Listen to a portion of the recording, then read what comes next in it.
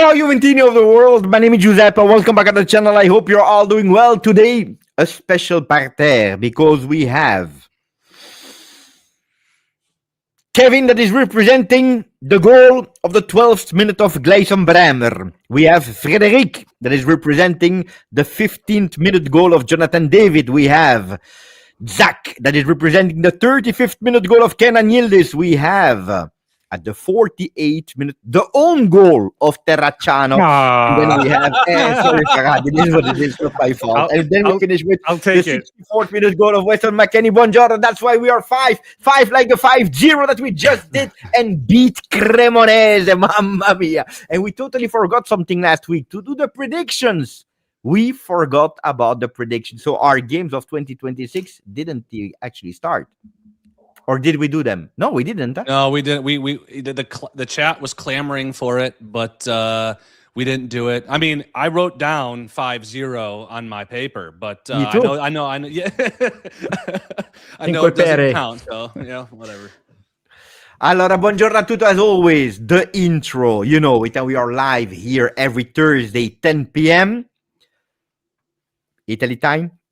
Just to be clear, people can watch us live, can watch us in replay, but also people can not watch us, but listen to us to the different platforms, audio, podcast versions of Turin Giants that you can listen to on Spotify and also on Apple Podcast. Ragazzi, if you want to go and watch the amazing content from the Turin Giant teams, you can find it immediately. In the title, you just can click on the username Turin Giants Official, and you will be redirected to their page of YouTube because they are bringing a lot of content, and this is something that I'm extremely happy about. Buongiorno! Zach, how are you doing? Always good to be here, Beppe. And after today, the next time I will see you will be in person. So I cannot wait. I cannot wait. It's true. It's true. I asked again. They confirmed that I go to Juve Napoli. So on that one, we are aligned. I'm super happy. Buongiorno, Kevin. How are you doing, Kevin? Beautiful jacket. I am doing well. You're looking quite nice this evening. I confirmed with my boss as well, my wife, and I am also going to Juve Napoli. Can't wait to see you, what folks. A reunion. Buongiorno, buonasera, Frederic. Buonasera. I'm very well because I just rebooked my flight, and guess what? I'm also going to Juve Napoli. So I'm very, very, very excited to meet you, Kevin, and Zach in real life there. Really, really eager. Buonasera, Farhad, that is wearing red in honor of Milan. It's salmon, to be fair, but yeah, thank you. My name is Farhad. My name is Farhad, and I'll be working during Juve Napoli. That's okay. I'm happy for the boys. Everybody will meet, and you know, four people that I love. It's gonna be fun. I'm happy for you guys. For people that are just tuning in, we are also paying attention to the score of Como Milan, that at, of course, the triple whistle, we will not debrief because at the end, who cares? But we will speak about it because it's important for the ranking.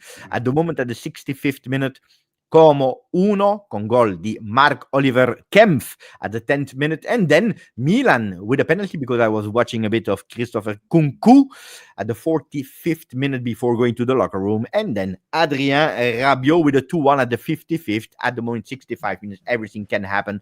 I must say that it's totally crazy, the game, because it's only Como, and at the end Allegri is going with his touch. Enough talks about Allegri and Milan so far. Buongiorno, the most important ones, the chat. We have Christian. Milan's luck is insane. Yeah, that's what we were speaking about. The host that loves you most. Well, Azzurri, I don't know who you are speaking about. Farhad. He's talking about our man Farhad. Ah, voila. Thank you. I appreciate you. You see. I do love you. It's always you every time. I just like the attention. Writing in the chat. I just like the attention. Buongiorno, Juve fan that soon will have a mega surprise for all the people. I will, of course, not spoil it, but Juve fan has a fantastic surprise, something really that people will want to watch too. But I will not spoil too much. Buongiorno 404 Error, ciao Jim Moots, Ninip Baranto, one of the earliest fans of GJustjuve, and I'm quite sure also a huge long time subscriber of Turin Giants, because I know that their Sweden is represented so much. What an intro for Bogdan. Allora, 2 messages immediately. I don't know what they are speaking about, but Takishi, that is going to the final with Morocco because he's Moroccan, saying, ciao, Beppe, and everyone. Very glad to see Juventus doing better. And Morocco in the AFCON finals. Last time it was in 2004 when I was 5 years old. Pay attention, because now you will also be able to see Juventus lifting the Champions League in the air, because that's my bold prediction. I will come back on that later. We have a Bocci, 33 months on the channel, listening as full house. Nice to see you, everyone. What do you want to start with, guys? Because my monologue is way too long. The 5-0. How do you feel at the moment today? You want to speak about Mateta, Mingueza. You want to speak about whoever, I don't know. Up to you. I just want to say something take the lead? funny to start. This is the second week in a row where you're recording this while Milan is playing. And I was not able to attend last Thursday because I was in a plane. I was listening to the podcast version on Friday, and while the penalty had happened, and you paused from the coverage to do kind of like a live take and dictating and sharing what was going on with the penalty. Yep. And I pull into my driveway, and I'm listening to this with anticipation, and then this happened already. Why am I listening to this like you're about to reveal something? And I'm sitting there. It's just, you guys did a nice job. That was an entertaining show last week. The power of Beppe. He'll have you hooked. No, but Kevin, you weren't here. You had these two goofballs watching the game while I'm trying to have a conversation with them. They didn't care. Their eyes were on the side screen watching the game. Not even I'm trying to be pretending. like, I'm here, guys. No. So I'm like, you might as well forget it. Play by play. Look, Yeah. I said to myself, I will not put the game on, just the score, so that I'm not distracted. But unfortunately, I failed to keep my promise, because I'm again putting the game on the computer. So I'm watching again every game. You never know what can happen if Como score. What is the best score? Maybe we can start with that. What is the best score? At the moment, it's 2-1 for Milan. Attenzione! No, it's a replay. I went crazy. I celebrated the replay goal. No, the best score is 3-2 Como. But I mean, that happening is unrealistic. I think we need Milan to lose. No. Yeah, I don't know, because No. in a way, or Milan loses, and it's true that they are really close, and Juventus can fight and go over. On the other side, if they win, they can still put pressure on Inter. I Otherwise, just don't they think Como's really going to run have away, yeah? the energy to keep this pace up for the rest of the entire season. So a Como win here, I think, serves us well. A draw. Like a 2-2, yeah. Pepe, I know you've been on a Spalletti love train recently, and I don't know about you guys. I wanted to ask your opinion, but what do you mean recently? I have always been. I know, but the Spalletti's memes and biggest the fan. reels, it's Spalletti is such a likable guy. You want to make content about him. What do you guys think about? Are you with me when I say, like, slowly, you as a Juventus fan recently, especially, you try not to get your hopes up with a new coach, but he's such a likable guy, man. I'm starting to see how the players love him. Do you guys feel the same? Has he gained your confidence yet, or he needs a few more wins? Can I answer really fast that question? As first, of course, I didn't like Spalletti because I thought that he was not a likable guy. And actually, here I love him because we are doing well. The problem is when we are not doing well, this is the moment when he talks that is really annoying me, or at least in the past. Now let's see with Juve, because I never have an agenda against anybody. I support whoever is the coach of Juve. But why, or one of the reasons why I didn't want him at Juve is because I didn't have that affinity. I didn't like him as a person. Now I'm loving him. I'm really loving him. But I must say that things are going well. What if, and hopefully not, the things will going bad? That's a question for later.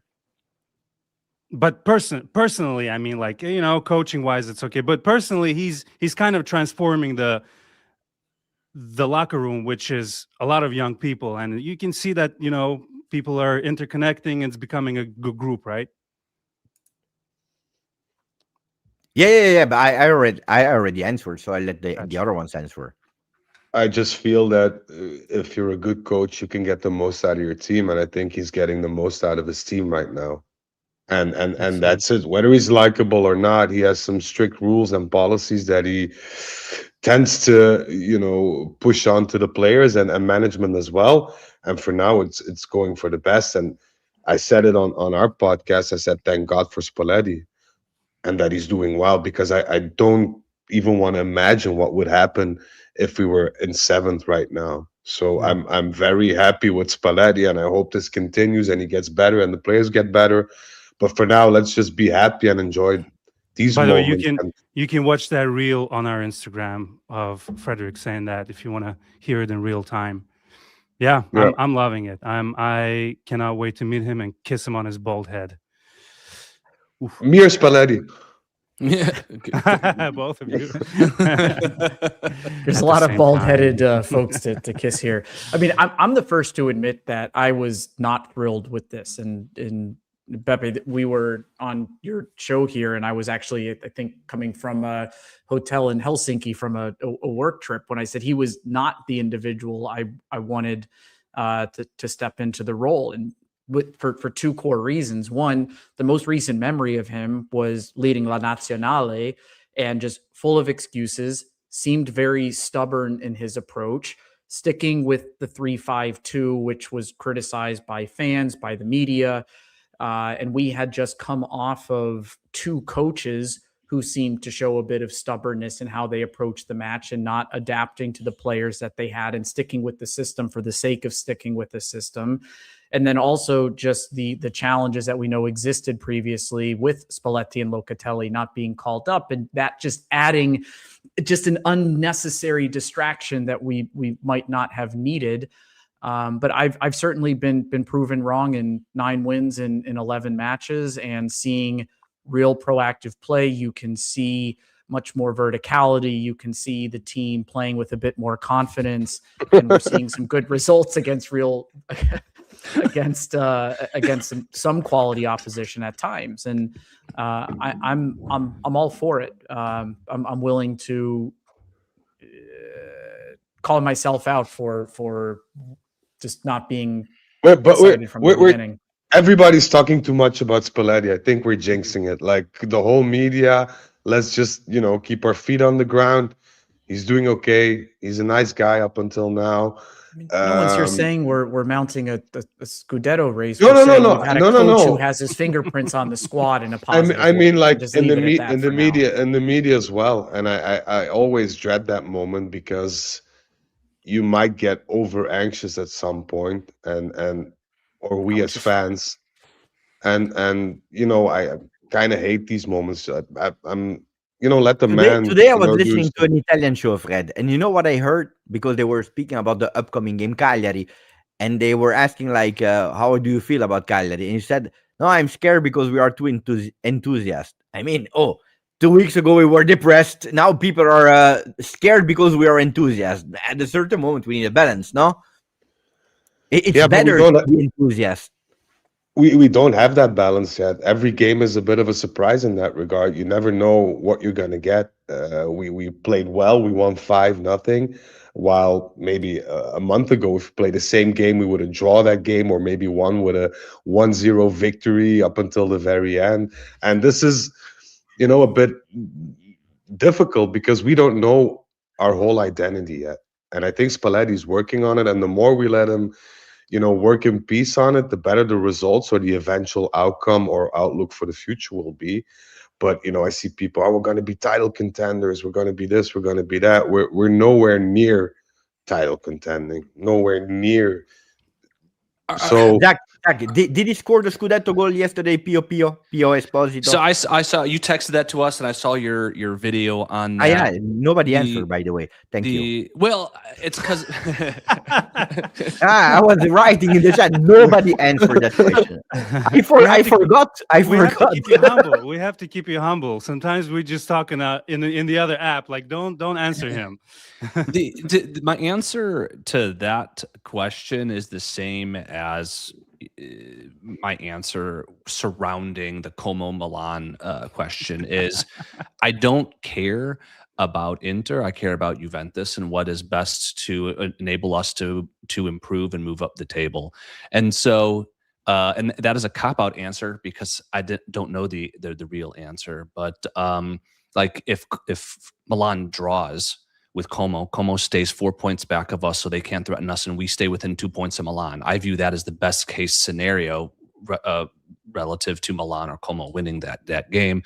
Similarly, if Inter run away with it, but we're able to work our way to second, knowing that the five of us kind of agree Scudetto's probably out of reach, I think then that's the best thing for us.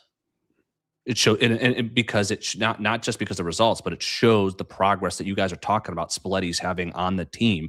It would only happen through the continued improvement of individual players who Spalletti has been able to eke out of people that Tudor and Mota haven't, as well as ensuring that the sum is greater than the total is greater than the sum of the parts. Luckily, you didn't text that to me. Did he score or not the Scudetto goal? I didn't understand. Yes. Yes. Bravo. Thank you, Zach. Yes. I said no. My answer. I don't know. I was not sure anymore. Like, what did you say? I don't care. His answer was he doesn't care. My answer was I don't care. It doesn't affect Juventus. Of course, it's important. No, of course it's important. Yesterday, if they were at 5 points or 7, I think it's changed. No.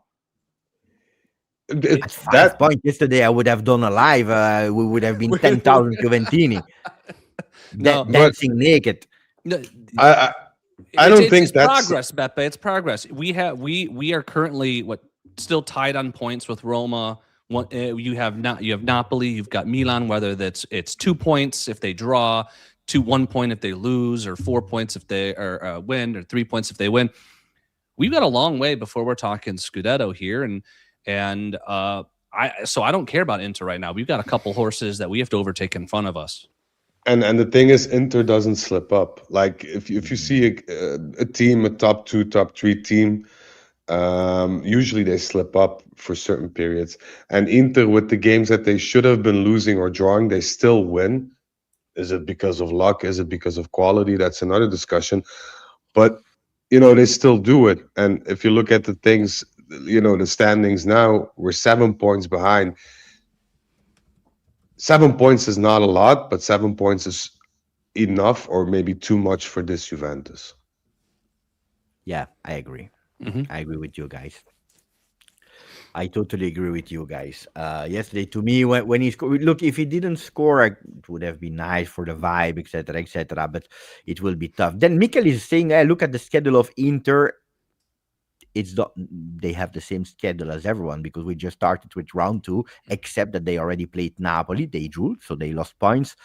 While for 19 other games, or 18 other games, it will be exactly the same. Now, on that way, me, but I don't know who posed that question. But have you seen our schedule post Napoli going into February? It's but at the end, very challenging.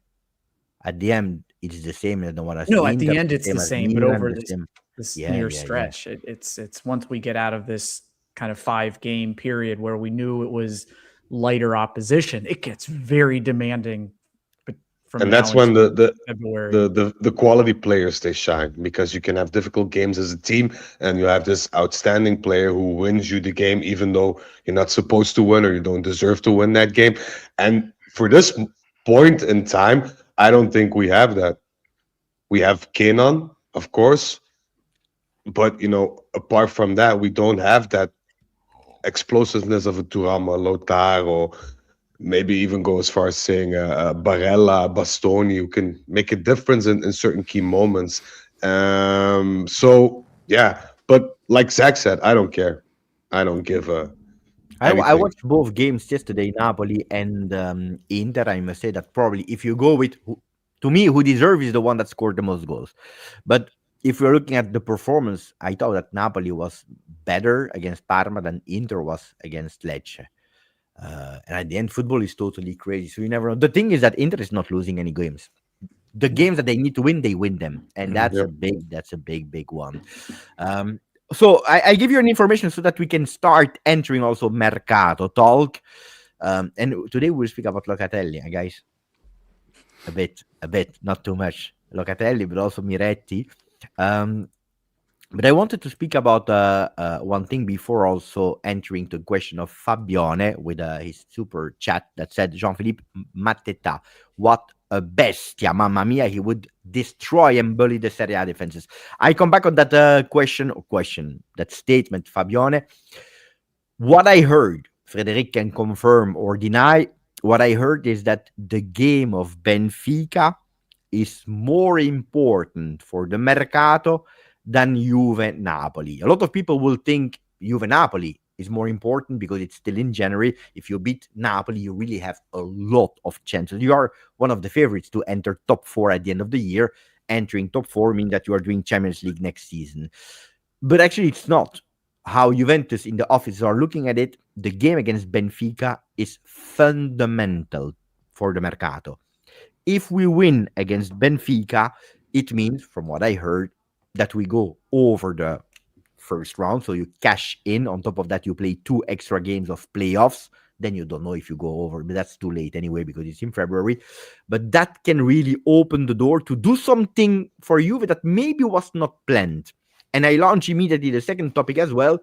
Miretti and Locatelli are helping Juve this Mercato in saying, with how they are performing, actually, do we really need a midfielder with huge urgency and especially a huge big midfielder?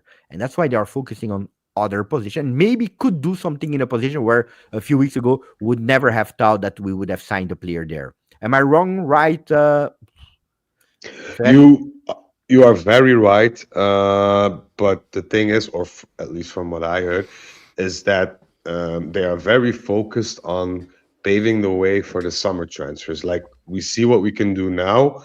If there are any opportunities to be taken, then we can take them if they meet our standards and financial fair play, meaning if we go through Champions League or not and get that extra bonus. But the big difference will come in the summer. The summer is vital for us, and that's why we are already laying the groundwork for there. So we can expect some fine tuning in January, maybe a possible surprise under the name of a French striker, 1 meter 97 tall. That's one of the potential surprises. But the very definition of the transfer market for Juventus in the summer will be quality. And quality in football terms costs money. But we're laying the groundwork. And many people are grazing over this Senesi fact. Oh, we'll get some guy named Senesi maybe in the summer. You guys will thank me within a couple of months if we get Senesi. Believe me, if we get Senesi in our back line, it's amazing. So for all the people that are mad at Comoli and blah, blah, blah, blah, blah, hold your judgment until August 31st, and then we'll see. But I have big hopes and big dreams, especially for the summer mercato. And I can confirm I don't think we'll sign a midfielder. Should nobody leave, because you never know what can happen. Should a midfielder leave all of a sudden, McKennie, then we have an issue, and then we need to fill that gap. Look, can I ask a quick qualifying question, Beppe, to what Frederic just said? Yeah. What if nobody leaves, but Kyle Jorge goes for 40 million euro to another team in Brazil, or Artur gets bought for some? Oh, that's bonus money for the summer. Okay. Maybe if we can, I think we're gonna try to make a small difference, but don't expect a 40, 50 million euro transfer right now. Or I heard somebody, I read this in some papers. Maybe we are pushing for Bernardo Silva already. Forget those types of things. That's not gonna happen for January. So I don't know what's gonna happen, but I think we'll be pleasantly surprised in the summer. I And have a for now, it's question. fine tuning. Sorry, yeah, go ahead. No, no, no. I To was me gonna, or somebody else. probably to you. How come we're looking at? I know it's a strange question, but are Juve looking at any young Italian defenders? Like we're going to Argentinians, we're going to English players. Is there anything like a wave of young 18, 17-year-olds that Juve are looking at? There is one player that Juventus is really, really. I mean, they really like him, but it's really difficult. The name is Palestra. They really love Palestra. The Yep. problem is that it's not owned by the club that he's playing now because it's owned by Atalanta, and Atalanta is an extremely difficult club to deal with. It's quite expensive. 40, as well. 40 What- milioni. Yeah. What's his name today, again? 40 today. In 6 months, Yep. let's see, because if a Premier League clubs come, and then we have it's over for Como with their shit stadium. Oh, mamma mia, mamma mia. Not the stadium, catching strays. Dude, Farhad, Yes. Pepe hates Como. Send Yeah. them in He hates Serie B. Como. I do too. I do too. Man, after last episode, they went on this while they were watching the Yeah. game. They went on this 15-minute rant about Como. It was unbelievable. They need to push You the thi- stadium in the lake. You Push think the George stadium Clooney has in the ever league. visited the game? Has ever seen the game? Of course, for 5 minutes, and then he left. He said, "What a shit show! I'm back to home." He's like, there's patches of sand over here. I'm out. I feel like Chris No, Pine no. is there like every weekend. He's Oh. always showing up on. Interesting. The cameras are always on him. It's a new Piss hipster people. club. Yeah, it's Oh, if we had Rabiot, I told you that we would have won the Scudetto this year. He's not there. What a guy. What a Frederic, goal. you made a comment about McKennie, and I think his status seems to be very up in the air. We're looking at Yeah, a I- renewal. We're not looking at a renewal. Your tease No. around him, was that a Oh. January exit or just not signing him and he coasts in June? No, it depends on the offers. Juventus have made it very clear. They also talked with the management of McKennie because Juventus is a bit agitated because McKennie is not opening up in the sense that he's not saying, okay, I got offers in, I want this or that or this or that. So Juventus are playing this guessing game with him and his management right now, and they don't really like it because they want to know where they stand, what they can offer, what his interests are. But apparently some Premier League teams have made some concrete offers to him and are even potentially interested in signing him already in January. Who? Interesting. McKennie. Yeah. It could well be, and I think, and this is my personal opinion, so I'm not speaking for anybody here, but I think if Juventus get an offer in about 15 million euros, They'll take it with 6 They'll months take left it. on the contract. They'll take it. Mm-hmm. yeah, and if you're smart as a team and you really want McKennie and you don't want to wait till the bidding war starts in the summer, and you can convince him now and you go to Juventus and you say, here's a pile of 15 million euro cash, then things can happen very quickly. But McKennie, and that's what I hear, one day is, I love Juve, I want to stay here, I love it, let's sit around, let's talk. And the next day he's like, I don't care, we'll see what happens. Well, it was And he's so. the I same mean, we in the talked dressing about room. it after the Cremonese game. How just odd his body language was in that match. Just Yeah. putting in a good shift, played really well, but scores, looks emotionless. Right? It was weird. It was weird. Like I said, if a marriage needs to come from both parties, and if Juventus is willing to sit down and do whatever they can, sure.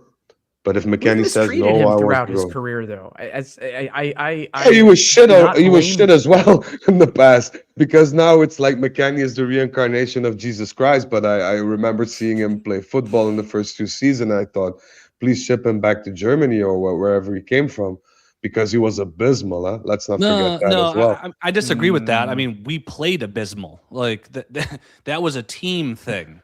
Because 2 years ago he led our team in assists. He played really dynamic as a right wing back, two-way player, had over 10 assists that year. This year, after Spalletti's appointment, has been lights out. He didn't have the same production last year, but he was very much a contributing member of our team. I like him. Like overall, I like him, but he's asking for what is it, 6.5 net? I mean, if you that no. The question is, can you replace McKennie? Yeah, with two players. To me, the answer is easy. The question is yes. Can you replace the McKennie in the winter? No. And that's a problem. I would be sad if he leaves now. In the summer, I would be sad as well, but I would not like. I would get over it. Yeah, in the summer, no. You said thank you for your service. Wish you well. And Frederick, in the winter, I would be sad. Yeah, really. Frederick, the chat says that you hate McKennie. That's obvious. No, is that true? I don't. No, he doesn't. No, He doesn't. I love doesn't, McKennie but- as a player, but if you're asking for 6.5 million net, and you're McKennie and you're a good player, but logic tells you that that's something that's not feasible, especially for a club as Juventus. If you sit at the table and you say, okay, I got an offer from Bayern Munich worth 5.5, but I want to stay here. Can you match that? And you then, as Komoli, say 5.5 is a bit much. We can go 4.5, 4.8. Would that suit you? Then you find the middle ground. But if you stay firm on 6.5 because I'm McKennie and I'm playing well and I'm blah blah blah blah blah. I also want to add one thing, because otherwise we are looking at it as the bad guy. McKennie is not a bad guy. I can also understand it from a human perspective, because from a human perspective, he's a guy that I'm like Frederick. I was not 100% convinced. I thought that he was missing something in the first years at Juve. He had some difficulties to adapt first to Allegri. I believed him. It's not a coincidence that he also went on loan before coming back. But he grew in a lot of things that he was missing. Today he's a complete player, really. And he has one skill that not a lot of people have. He can really adapt to a coach. Sometimes he needs a bit of time, but he can adapt. And he looks a bit more mature. But from what I heard, no, I will come back on what I heard. First, I must say, from a human perspective, it's also true that every season you start like out. People want me out. People don't give me a locker room with a number. I need to change my number. I'm not respected, because I can understand it from a human perspective. I can understand that every time that you are put at doubt, nobody's putting you in a starting lineup, while in the season before you were ending quite good. It can be annoying, and at a certain moment I can understand that you're saying, okay, ragazzi, now I've shown multiple times what I'm worth. You know who I am. This is what I am, and this is what I want. Can you match it or not? So you play it with me. Now I am the one that is asking a bit much. I can understand it from a human perspective. From what I heard now, because I don't want to put him too much in the dark light, it's not only money. It's also quality of life.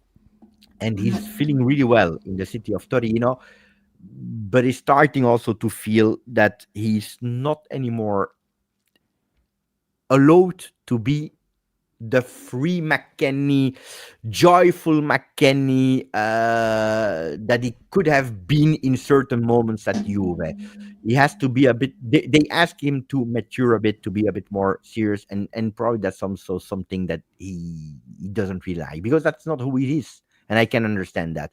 Personally, from what I saw from documentaries, etc., Weston McKennie is a strange person in the Juve world that I knew in the past, where the day after a loss, you don't smile, you don't speak in locker rooms. While the philosophy of McKennie is, it's not that he doesn't care. He really cares. When he's losing, he doesn't like to lose. But for him, the day after is a new day, and he can go and he can smile and he can dance, which probably thinks that people told him these things. This time is over at Juve. We need to go back in being extremely serious, also in our day-to-day activities.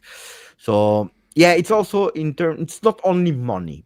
I don't want to make him a gold digger, because that's not what I heard. No. It's not only money, but I think we lost in the past, we lost Zidane, we lost Del Piero, we lost whoever we lost, Trezeguet, Nedved, whoever. We But the always question is popped always up. the same. And Who do you replace him with? That's the question. Always. that's the question we need to ask Spalletti Yeah. and Comoli for that matter. Because if we lose him, we need two players. Because there is not a single midfielder in Europe that can provide the work that McKennie does in the same fashion that McKennie does. So you need somebody who's very well defensive, very well offensive, and that's that can adapt very quickly. So in my mind, Bernardo Silva is one of them. If it's attainable, that's another question. But you need the type offensively like a Bernardo Silva, and then a more laid back, defensive minded player. And there you could go for a lesser known name, somebody who can grow. I don't know. But it's going to be difficult. And that's why Juventus want clarity now. What do you want to do? Do you want to sit around the table? Do you want to discuss? Are we going to meet halfway or something? Or are you just going to drag this along until the end of June and then say goodbye and we're left with our in our hands? So But no, but you say that is he going to drag this out? We're left with our what in our hands. No matter how it plays out, if McKennie leaves, he says you're not offering me enough money. This isn't the best fit for me.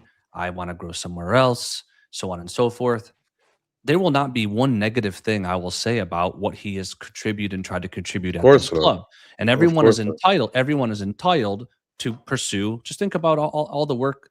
I mean, Beppe already does what he loves, but the rest of us, it's just in your everyday jobs, you all want to be paid more. You all want a good fit that makes you happy and fits in with your life goals, right? And if that's not at Juventus for him, I'm never gonna fault a guy for wanting to find a better fit, maybe more money. That's fine. I appreciate what he does. Even as people keep pointing out, when he shows up after eating too many cheeseburgers, he still outworks everybody on the pitch, and that's something that we don't say about a lot of our players. They don't come in with that mentality and consistently to work hard, dependable.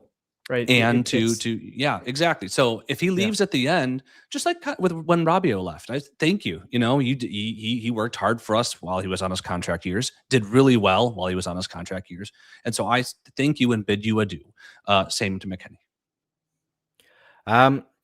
I wanted to speak about new names, if you don't mind. I pinned this message of Michael disagreeing with Thomas, but who's Thomas?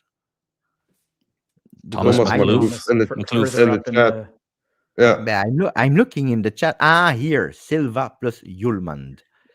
Bernardo Silva plus Yulmand. Yulmand will not come, guys. It's a pipe dream. Cold, really cold name at the moment, from what I heard.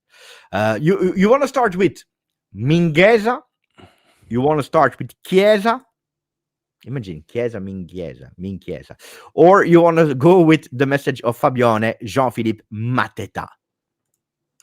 Let's get the last one out of the way first. The man sent us the message a long time ago, so let's tackle Mateta. I forgot about Farad. Buongiorno, Farad. Thank you. So I don't know how to look at the Mateta thing. So maybe I can start this off, because I'm like trying to view this from two different ways, right? So a player I don't know very well, right? I don't watch a lot of Crystal Palace matches. I see a Premier League game every once in a while. Crystal Palace is not one of the teams I gravitate towards. Looking at his statistics, right? Like reasonably productive. I think if I remember, keep me honest, his time as Crystal Palace, a little over 120 appearances, a little over 40 goals, a goal every 3 matches. Not bad, right? And I think eight or 9 goals so far this season. 28 years old, has never played for like a top side, right? And is this like, we went for David, who I thought we were high on, and yes, he's shown a couple nice matches recently, but still has under-delivered and on the whole has been a flop. Openda, I still don't know what kind of player he is and how he fits into this squad.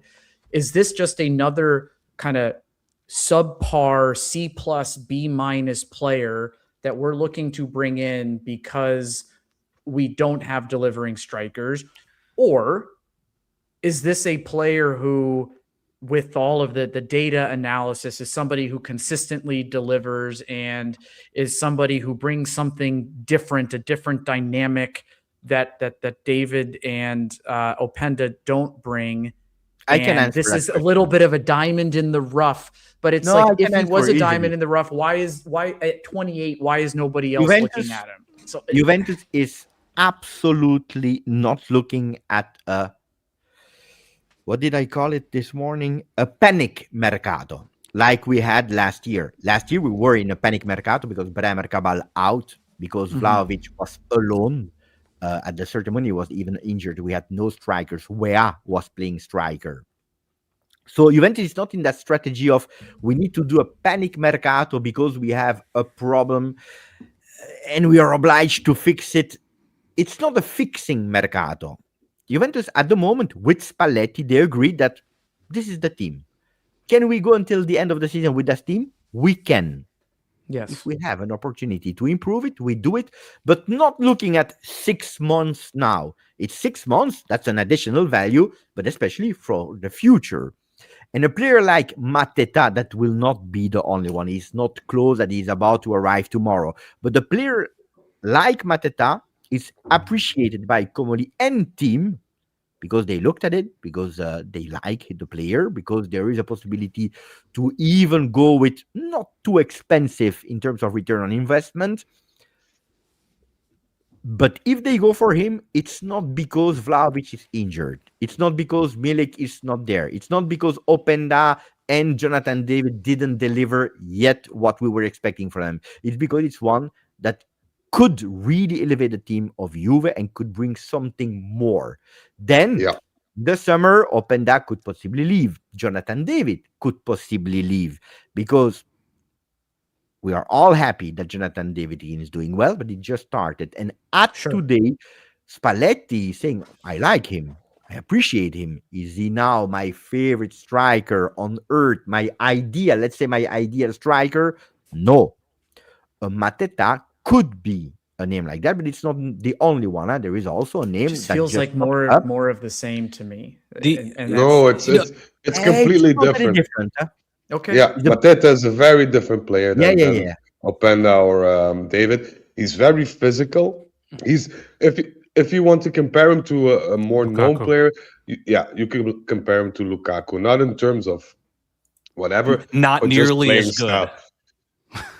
Maybe I'm not trying gonna to say that the Lukaku same type of Timo. player, but this type of signing where it's Lukaku like from Timo. not a world-class striker, not a guy who you can count on for 15, 20 goals a season, but somebody a little bit below I honestly don't know. I really think that if I've seen him play a bit, not a lot, granted, but I've seen him play a bit. I think in Serie A, he'd be devastating. I think as well. Personally, I think he's like an armored tank. You can't pull him down. Ragazzi, You can't. He's making the difference in Premier League, and he's destroying. It's not one season; it's already 3 seasons in a row that is doing really, really well with the team that is. It sounds like a drugs. Crystal Palace, guys. Imagine if he goes to a team that like you. No, But what is Crystal Palace? I didn't know. I didn't know they told me. But my point is, like, the Premier League teams, like they know the players in the league inside and out, and like Arsenal didn't have a quality striker going into the season, and they overspend on Gyökeres, who's done nothing. Chelsea hasn't had a good center forward in any time. United has been a dumpster fire, and they just signed a bunch of players too. Why didn't anybody sign him if he's available at a decent rate? Like, it's just something there doesn't click with me. There are teams that it could be a strategy to put some pressure on Premier League teams. That could be because Manchester United is really on the player. There are other clubs that are also looking from a distance, and they could ask to accelerate so that they start a bidding war there for the winter already, because they go for Sheriff. That's really strange, by the way, that Sheriff goes to Crystal Palace. I was thinking that he would go to Nottingham Forest. I see what you did there. It's a good one. Huh? Rate the joke. Yeah, give it a solid 7.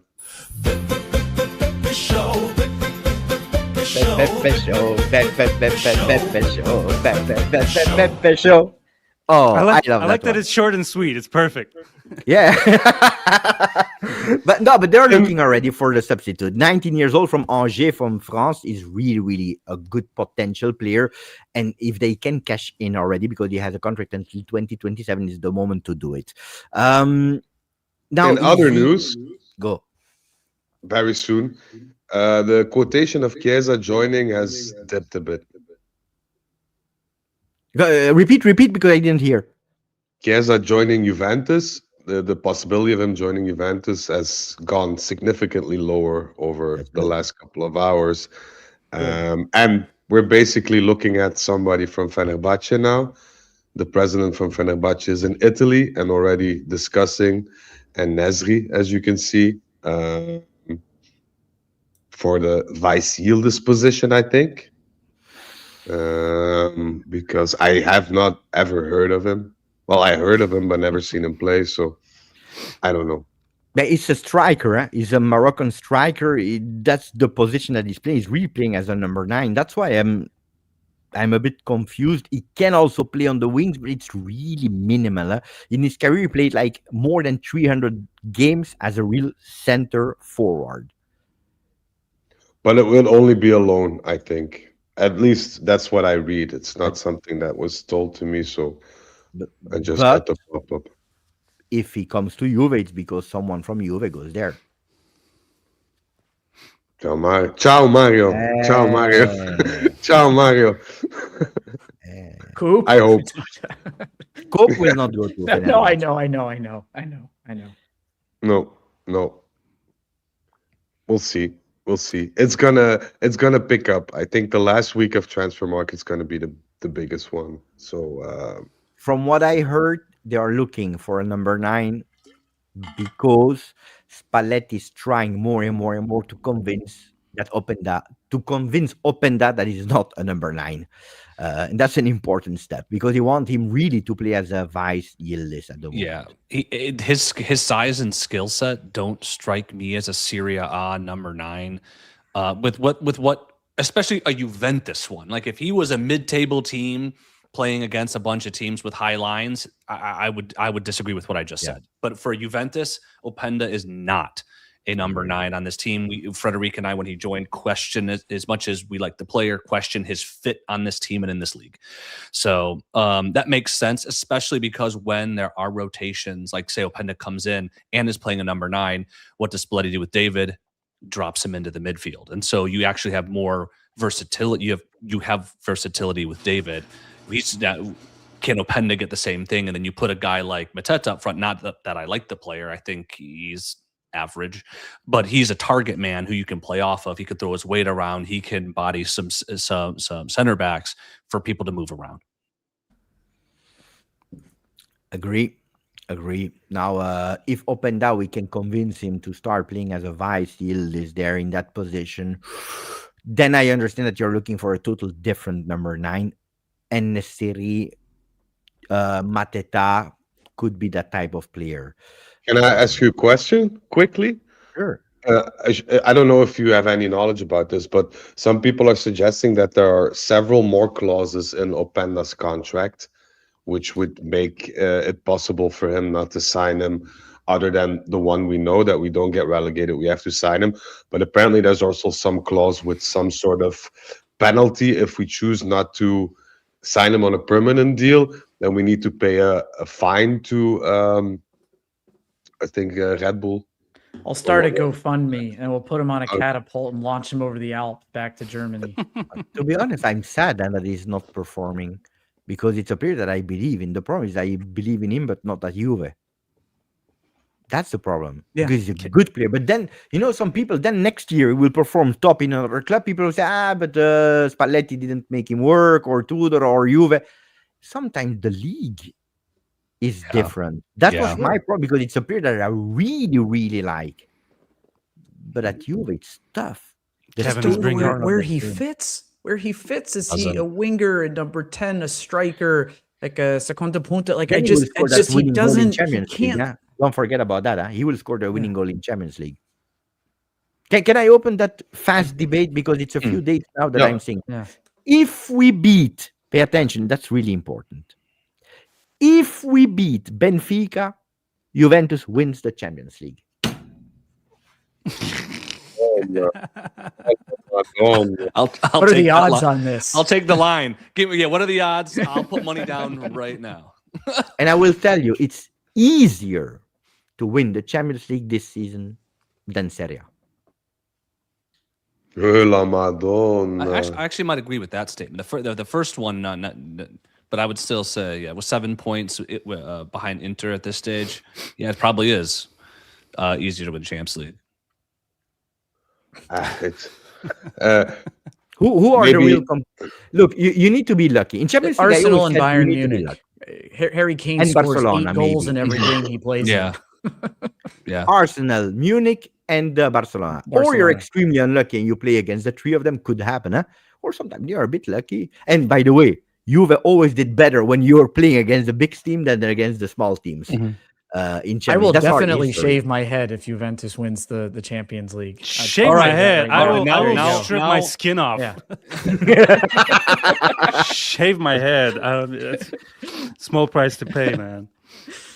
if I shave my head every day, I'll shave something else if you'd like me if they win the Champions League. But it's not gonna happen. First, we need to This beat is a Benfica. family show, Frederic. First, Hey, we need to beat Pepe, Benfica. when was the Yeah. last time we beat Benfica? Zero. Exactly. Never. In Champions League. Yeah. In Champions League, never. Yeah. That's why I Uh-huh. tell you. First, we need to beat Benfica. If we beat Benfica, it will be piece They of are cake. they are poor. They are poorer than normal this Yeah, year. they are. We're on a good run Yeah, of but- form, and we're at home. Yeah, So like, yeah. We there's played better. against strong mid and low Benfica. We always lost against them in No, Champions we're League. awful Always. against Portuguese teams. Awful. Always. And Then, Yep. then yeah, I see. Never Juventus in Champions League is clown. We will go to the final and lose. PSG to Paris Saint-Germain was about to go out last season in the round one of the group stage, and then they won. Liverpool was first. They were eliminated fast. That format is crazy. A bit of luck. I'm gonna The put a bit of different spin magic. on the question because I saw. Di Matteo. He didn't even know what was. They said, "Here, you're coach from Chelsea." He said, "Am I obliged?" He said, yeah.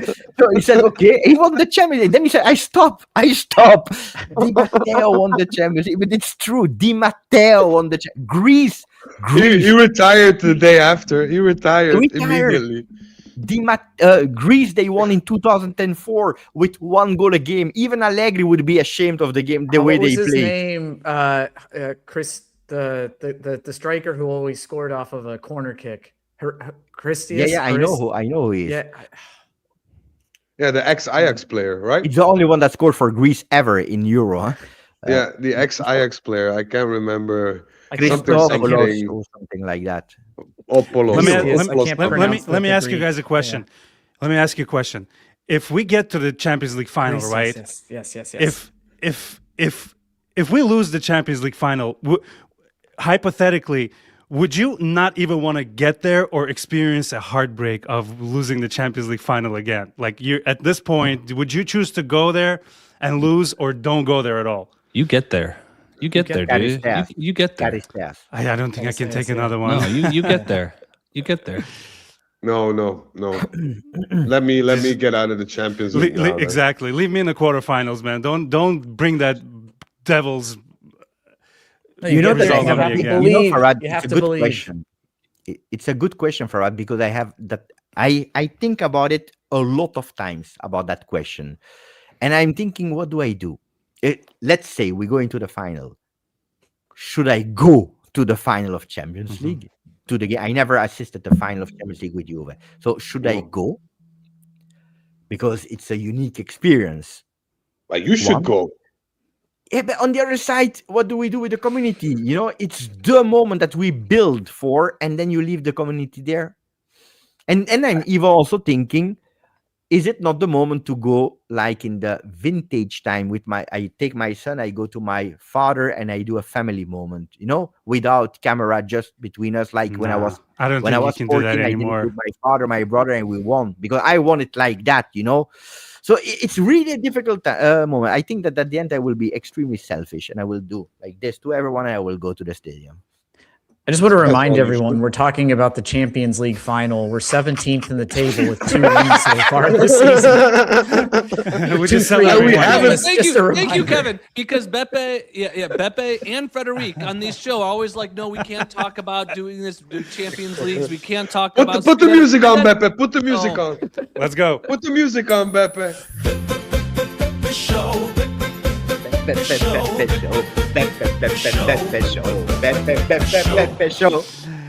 We're signing strikers that no one's ever heard before, but we are winning the Champions League. I Last tell week you, I was Mateta, medicated. no problem, because Hakuna Mateta. That's the thing. You don't understand football. That's the reality. Hakuna Mateta. I already have the nickname prepared, and I spoiled it. Hakuna Mateta. Beautiful.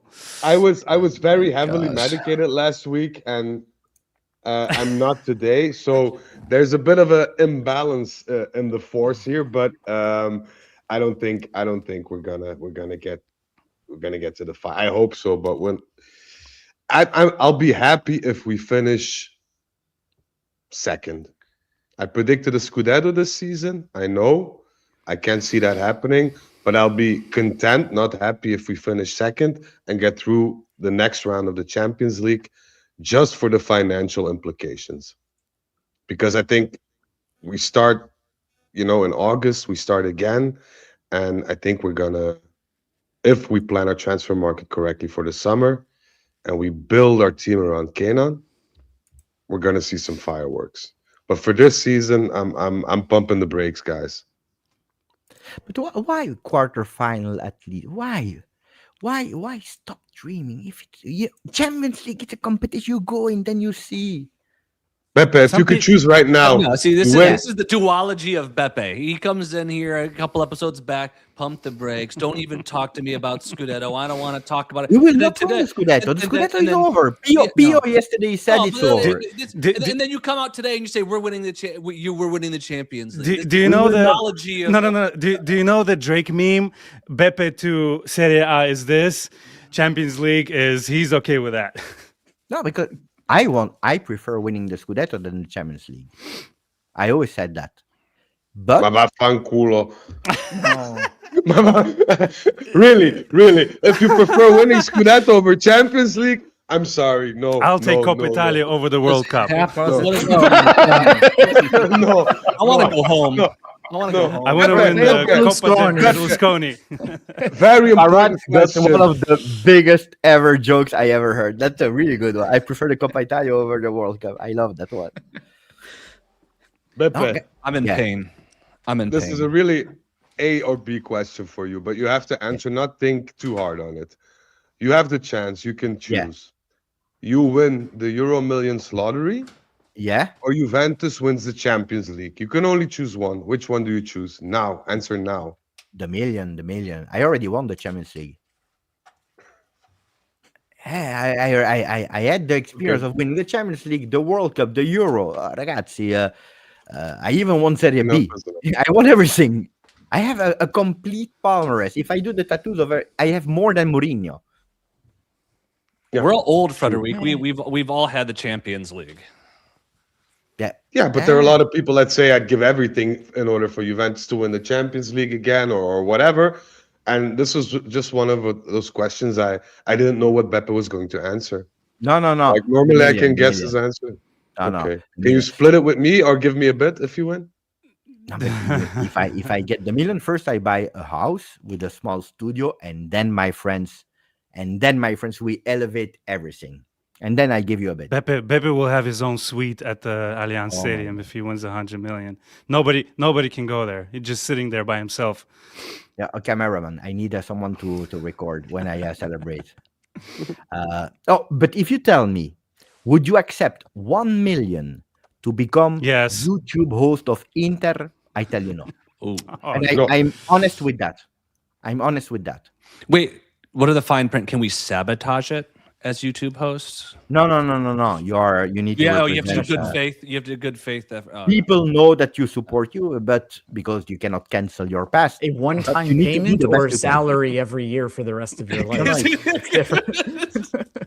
Like 1 million for one season, and then it's If over. that No. if that No, I guarantees wouldn't. Inter will finish below 5th every year for the rest of my life, yes. No. I Why wouldn't. For a would me million. being the YouTube host impact the team? Even if it's true that since I work with Juve, we didn't win the Scudetto anymore.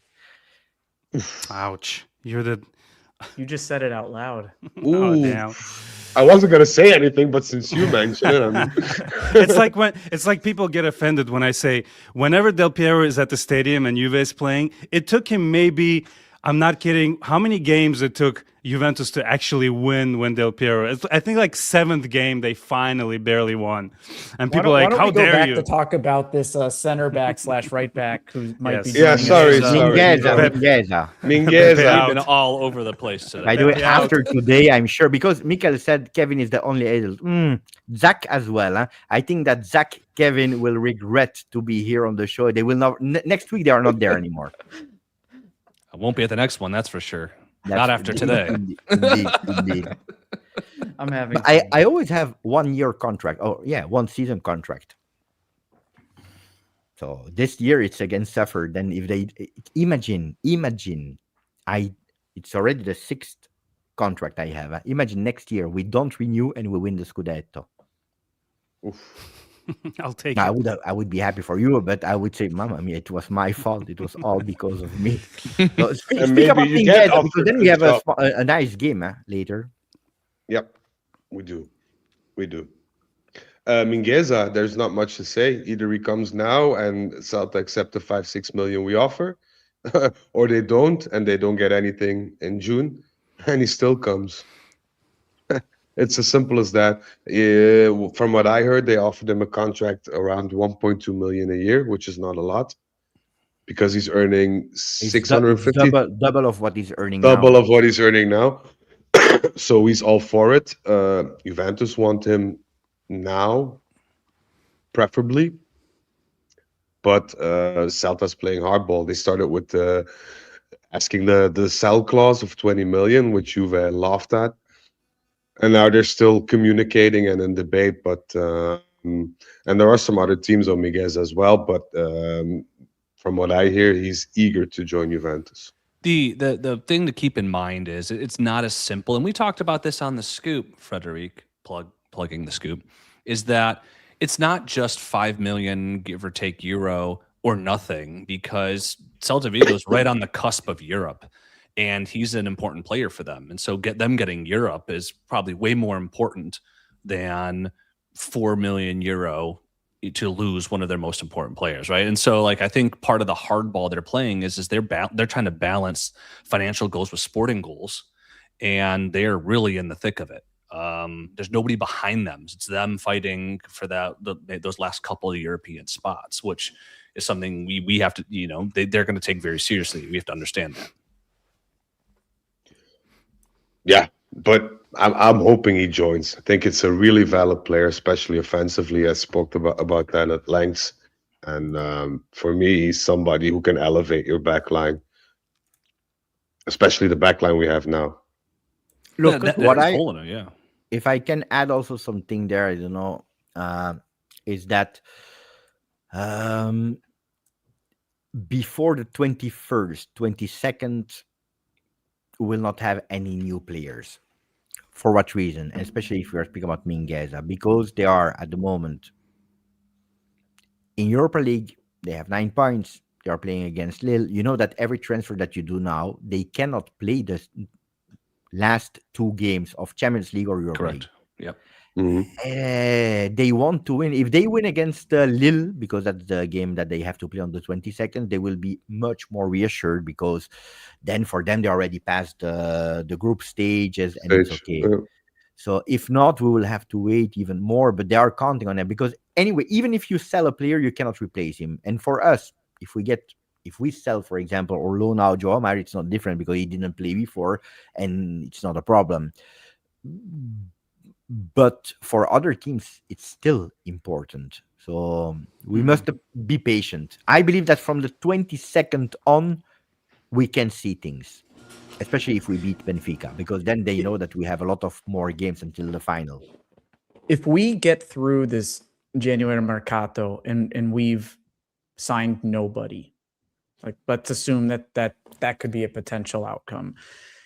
Would you view that as we held to our guns, we didn't overpay, we didn't panic buy, we didn't see the right opportunity for our needs, and it was responsible, or that we didn't have our SHIT together and we didn't have a deep enough roster, we didn't execute well enough, we didn't move fast enough, we weren't looking at the right types of players, we didn't negotiate properly? Like, how would you view that if we get to the end of this with nothing brought in? When Giuntoli did option B, we all ran him out of town. So I'm all for option A. And that's what Kaboli said in the summer. He said, we are going to pursue our players in the manner of for the right price and the right price only, just like we're going to sell only the right players at the right price. And so I would absolutely take option A. And plus, I think it was last week, Beppe, Frederic, and I said that we can reach our sporting goals without bringing anybody in. I think it would be helpful to get some folks in, but I think we don't need them to reach the sporting goals this year to build on the hefty amount of money we potentially have coming in from buy clauses and wages leaving our books to really invest over the summer. And also, to get back to Kevin's point, we can buy Mingueza for 20 million now if we cough up the clause that they want. We can buy that Crystal Palace forward for 30 million now. But, to what end? Because it will reinforce your team, yes, but you spend 50 million then. And I think it's more wise to save that 50 million for the summer and see what potentially you can do there, especially in the midfield area. Because, people are speaking a lot about Openda, 45 million, but keep in mind, if you look at Openda's statistics from the past 3 seasons before Juve, 45 million was a bargain. He had 2 years ago, he was fantastic playing off of Šeško. He did not have that same type of impact last season. I mean, he was kind of a one season wonder, Openda. And so I agree with Mikel that with all of the talk and philosophy and so forth, and on the last day you bring in Openda with a buy clause of 45 million with easy to achieve objectives, and I'm not clear on what those are. Attenzione! You know that during Mercato, the Mercato voices have priority over everything that we are saying. Attenzione. Because Gianluca Di Marzio, new contacts for Mateta. The request of Crystal Palace are around 40 million euro. The Bianconeri are thinking if they want to insist or wait for the summer. What changes in this summer aside from maybe having more finances available? How much time does he have left on his contract? 2027. So he still has another year. Okay. But still, I mean, they're a Premier League team. They could say, "Oh, that 40 million is 30 million," and for us, they're the same. Like it's like we're not. Yeah. It's not like we're flush, right? So 30 million, 40 million is for a target man who in more starts has fewer goals and assists than Dusan Vlahovic has for us. So it's like it's Mateta. Yeah. No. Yeah. More starts, fewer goals, fewer assists for Crystal Palace than Dusan has it. Juventus. Mateta more than Vlahovic. No, less. Vlahovic more at Juve than Mateta.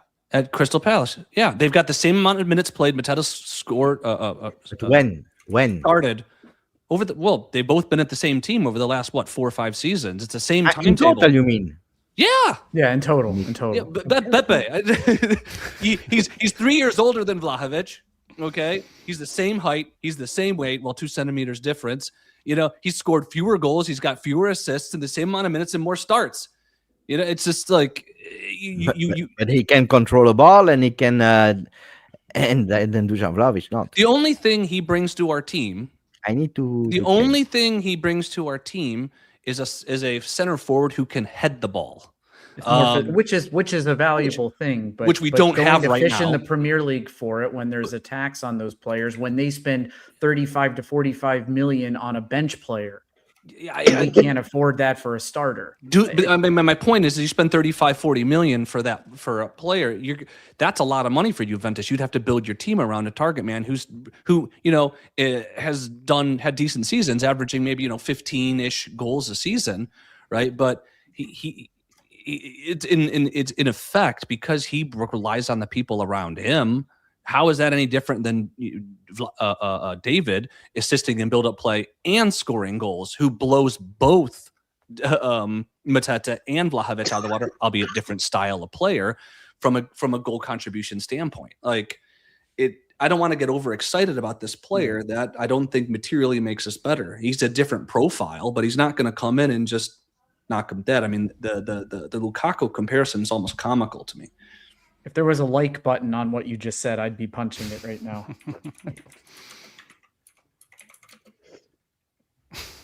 Look at Bebe's face. I've ruined his dreams. Bebe had his French. He said he's been French all day. He already came up with a nickname, man. Come on. I'm sorry. We are comparing. We are comparing a striker of Juve with a striker of Crystal Palace. Crystal Palace, they are playing against Manchester City, Arsenal, Liverpool, Tottenham, Chelsea, Newcastle, Manchester United.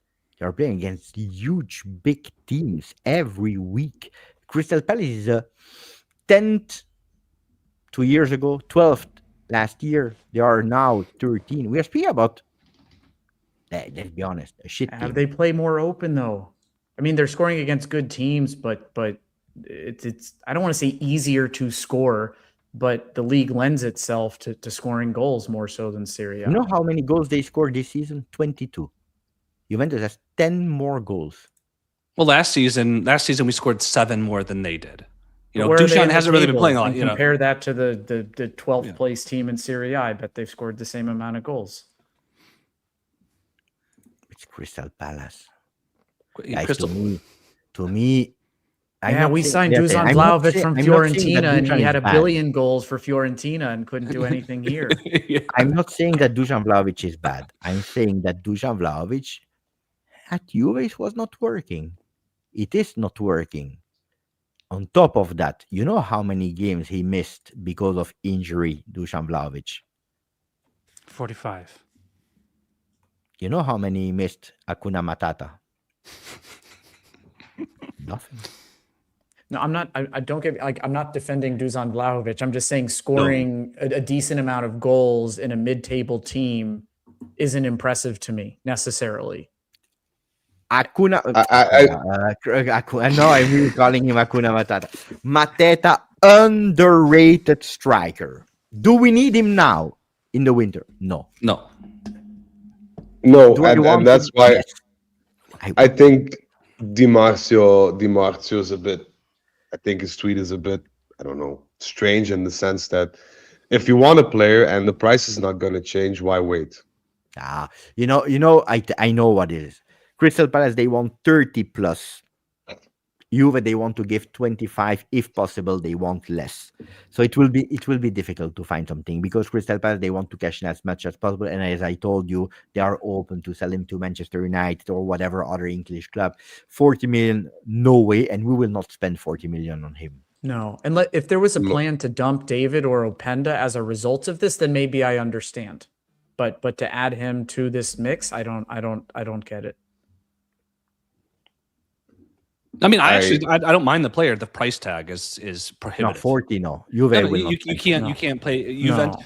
No. I mean, I gave Beppe and Frederick homework last time to look at all the people we signed for over 40 million euro. Almost none of them pan out. Almost. It's like there are 2 pages of injury of Vlahovic. 2 pages of injuries. Mamma mia. No, va via. I just he can move on. There's absolutely.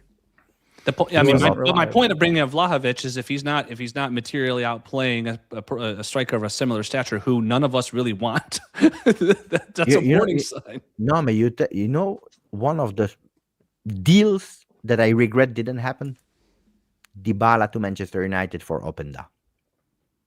Sarri season. That's one of the biggest regrets I have in Mercato. Wasn't that for Lukaku? It was Lukaku. Oh shit! Yeah, what did I Lukaku. say? Openda. Openda. Yeah. No, Lukaku. Sorry. Dybala, Lukaku. I regret that so much. Didn't Dybala win Serie A Player of the Year that year? With like 10 goals, did. 10 Bah, assists. 3 months. He did 3 months well. This is the biggest the fight that I will ever take in my life. Not deserved for Dybala this year. And I'm sorry to tell you that.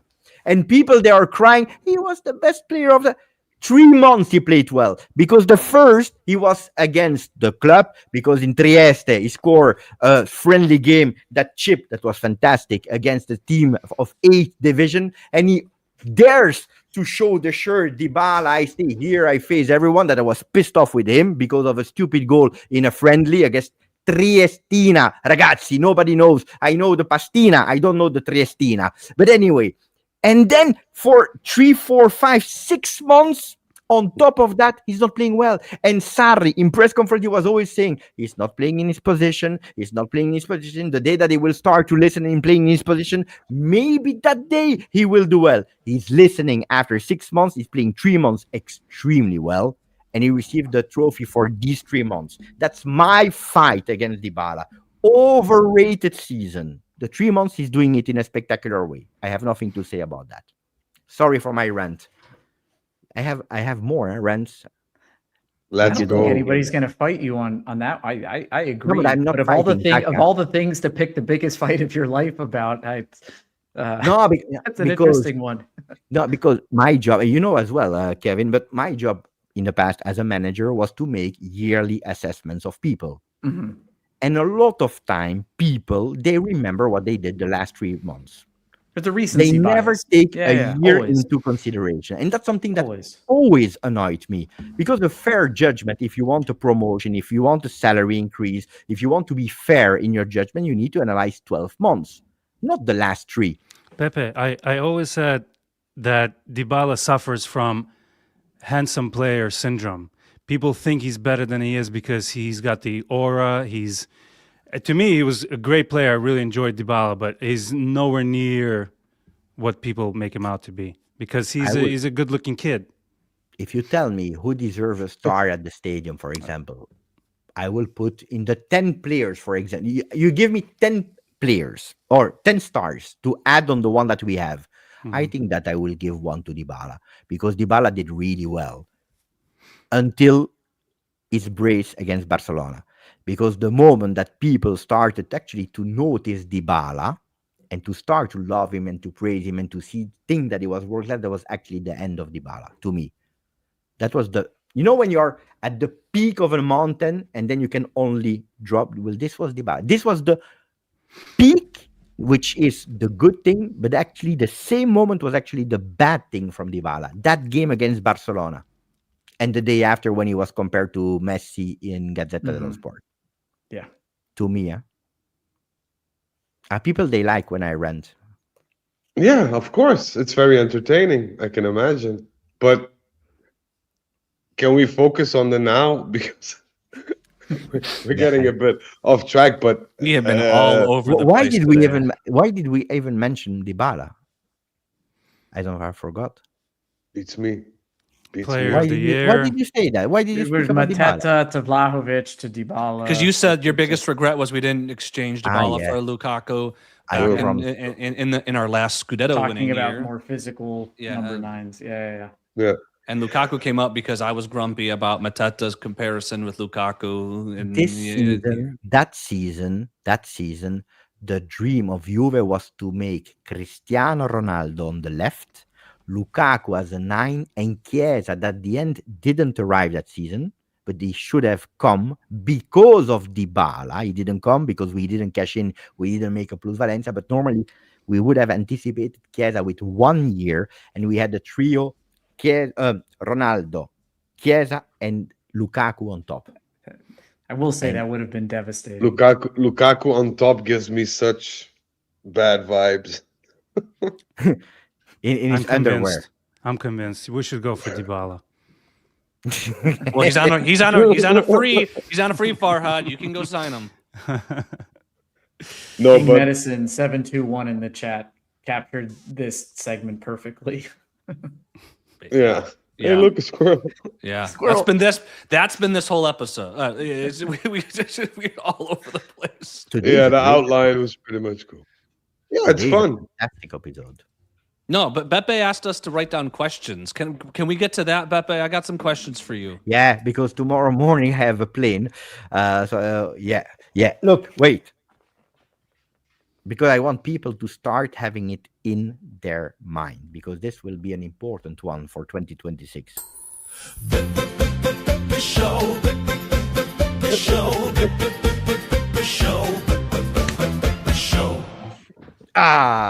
We can do it now. I love that song.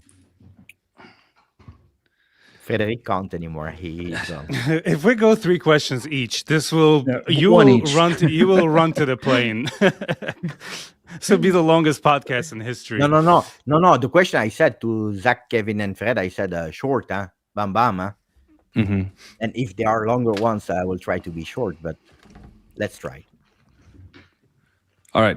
You want to go with mine? I got some rapid. I got my 3 questions ready, Beppe. Wait, I need to find a way to put us in a layout where it will be easier for shorts, because like that it's Rapid not fire. working. me check How my can I hair. do it? Maybe like this. Okay, the one that is asking the question I put next to me. Bravo. All right, I'm ready. If you had hair, Beppe, which like it already. past or present Juve player would you like to have it modeled after? Love it. Good question.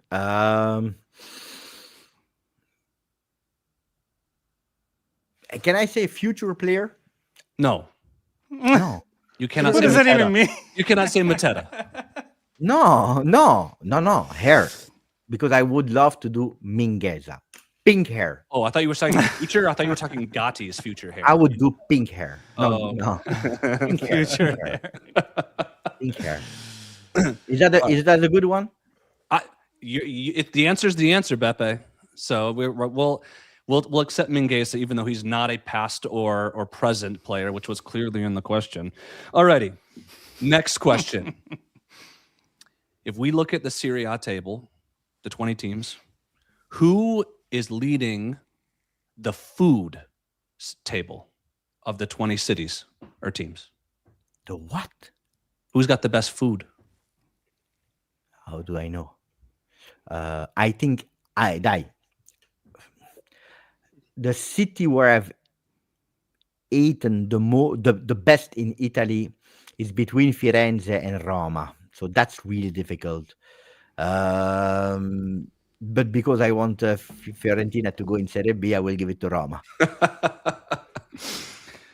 Last question. Napoli is good as well. Napoli is good, but too Mhm. late. Roma. Last question. So as you know, Frederic and I have a debate series. It's called It's Black and White. And we always like hearing opinions. So what is the most controversial topic surrounding Juventus today? In the world, you mean? On Juventus. I mean, as long as it's about Juventus. not me. Everyone. Yeah. The most controversial at the moment.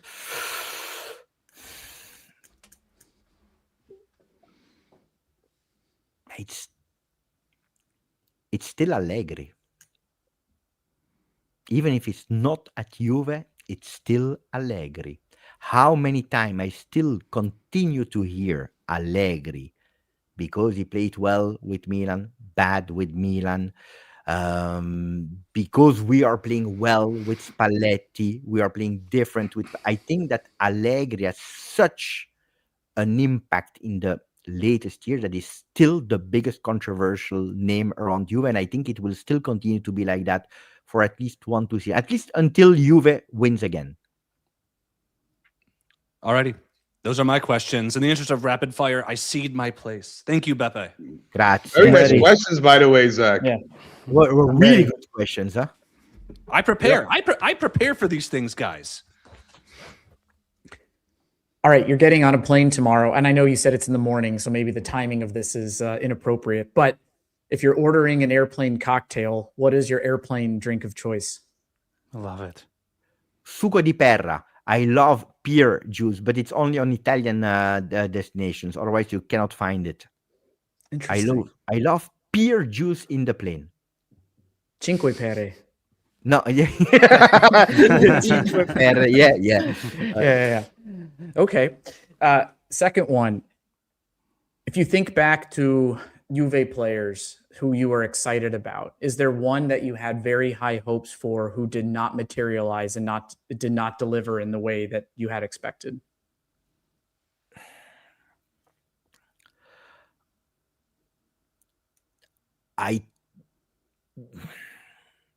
Douglas Costa could have been really something else.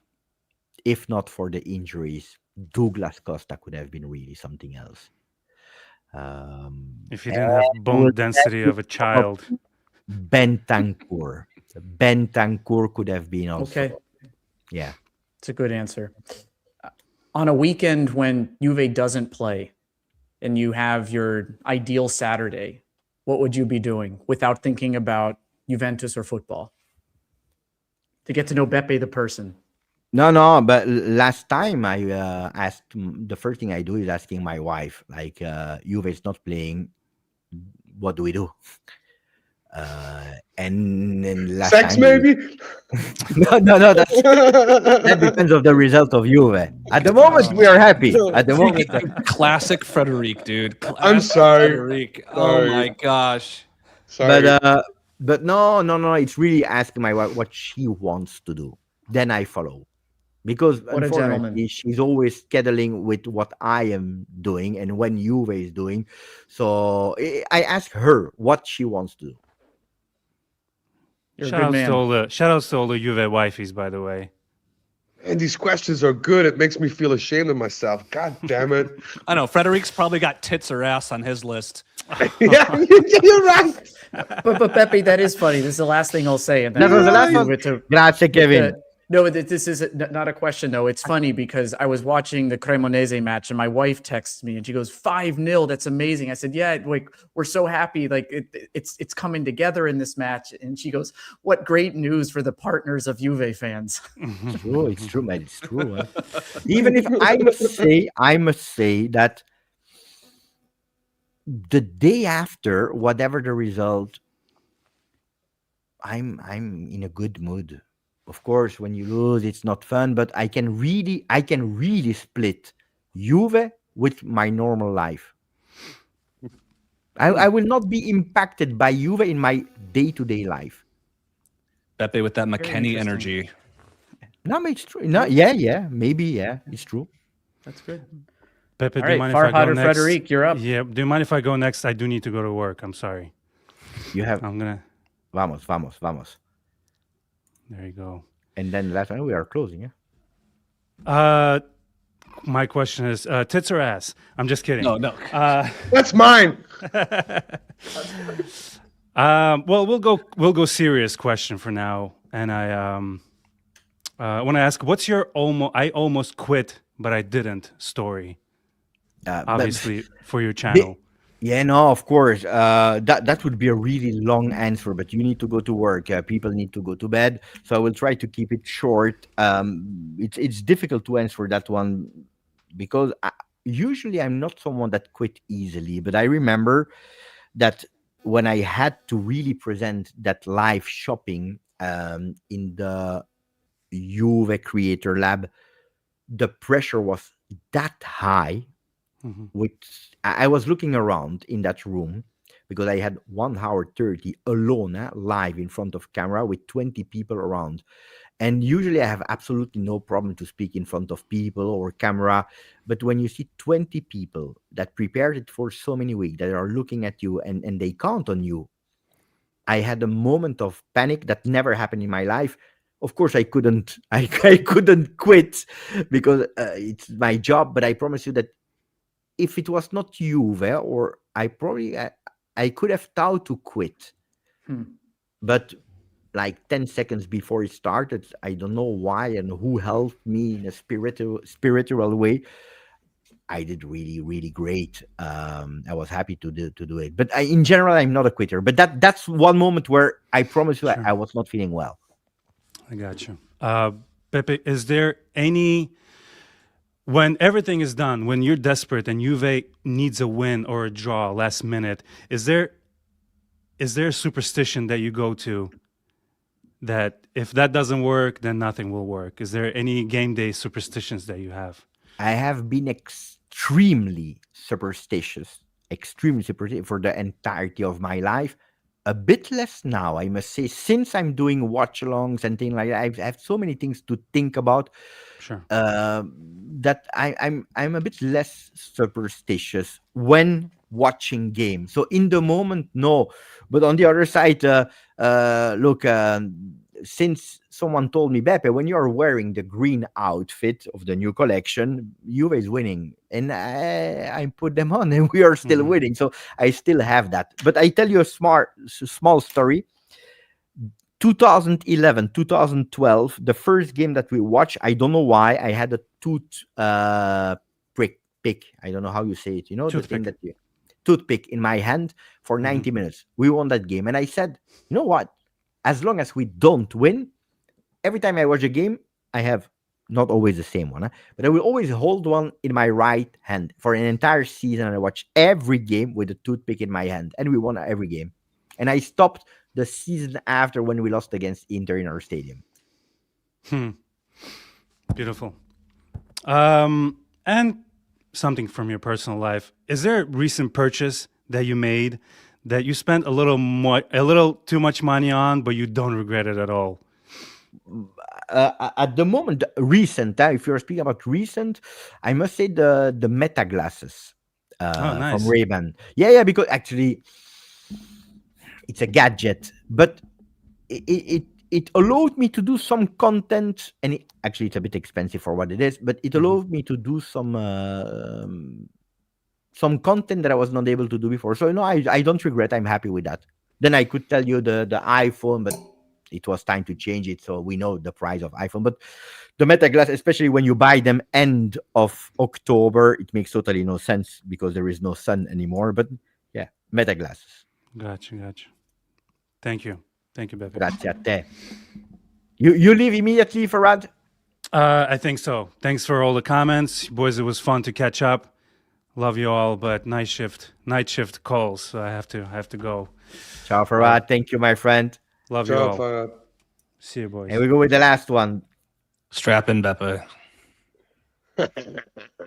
These are the good questions. Attenzione. Looped or unlooped? No.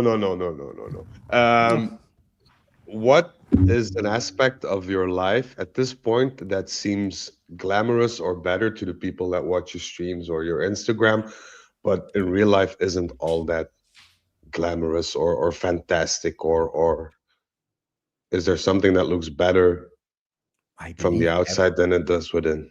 Then it's difficult for me to judge how people are watching my Instagram and but YouTube. It's a bit easier because the background, I like it, and people like it, even if it's time a bit to change. But I'm really speaking about short content. I don't know how people are watching at me when I watch other creators. I say, wow, beautiful, great, fantastic. I don't know how the perception of people from what they watch from me, I have absolutely no idea. But let's say that they enjoy it, they like it, and they say, wow, Beppe, fantastic life.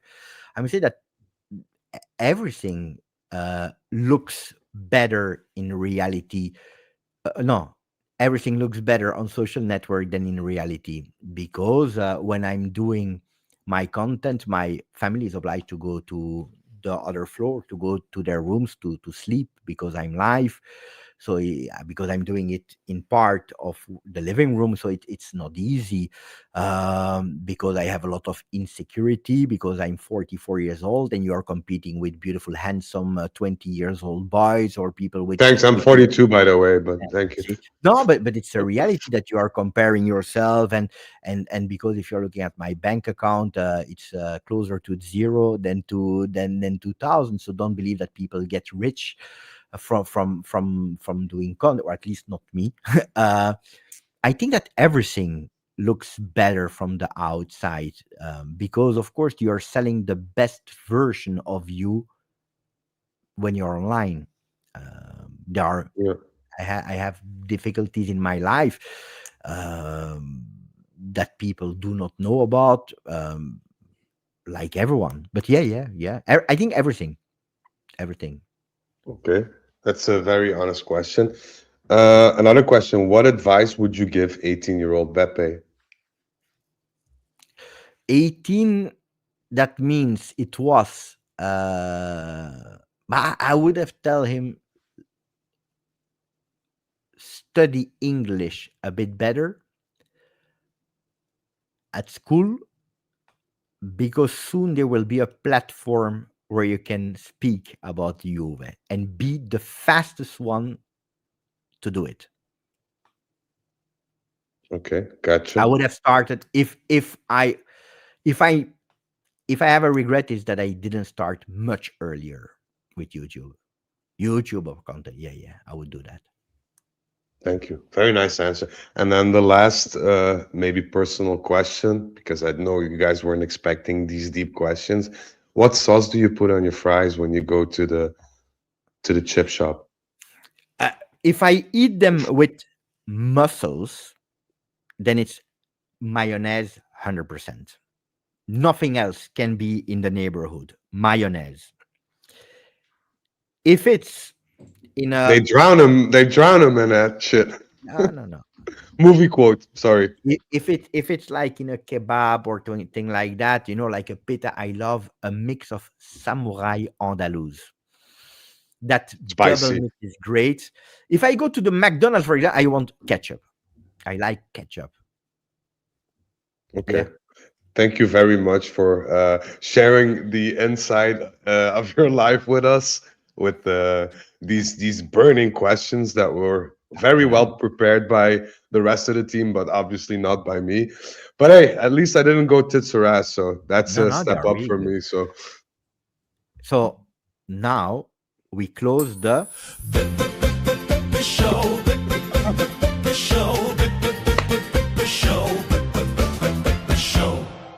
This one is closed. Ragazzi, I don't know if there is one more thing that you want to say. Oh, no. We close with a prediction. And we have a double prediction to do, I think. We have yeah, Juve Cagliari and no, Cagliari Juve and Juve Benfica, no? yes. Yeah. Okay, Oof. so Cagliari Juve and Juve Benfica. Okay. Kevin, Zach, Fred, and Beppe. Okay. Are we doing Cagliari first, or do you want both of them at the same time? Whatever you prefer. Okay. So Cagliari 1, Juve 3. Then Juve 1, Benfica 0.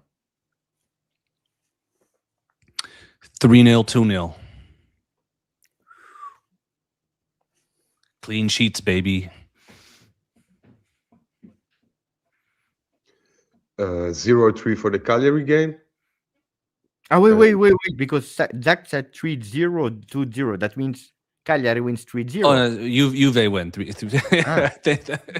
Wait, no, because then next week we have already a VAR problem. No. 3-0 Juve wins.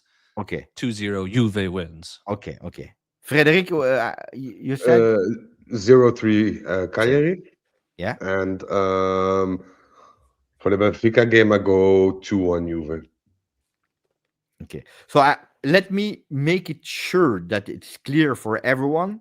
If you guess the correct result, so with the goals and everything, it's 2 points, no? No. If you get 1 point if you correct the right result, win, lose, draw, and then you get 2 points if you also get the score. So 3 for a total of 3.